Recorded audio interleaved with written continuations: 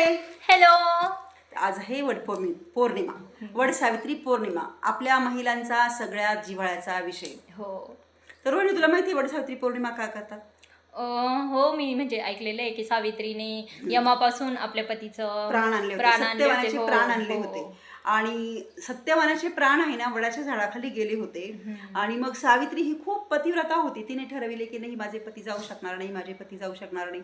आणि तिला ते यम दिसले. आजकालच्या काळात कोणाला यम दिसतात का? नाही. पण सावित्रीला यम दिसले. तर सावित्री यमाला म्हणाली, माझ्या पतीचे प्राण नेऊ नका.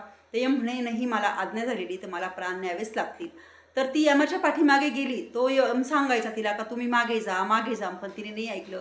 ती शेवटी स्वर्गापर्यंत पोहोचली आणि शेवटी देवाला सत्यवानाचे प्राण परत द्यावे लागले.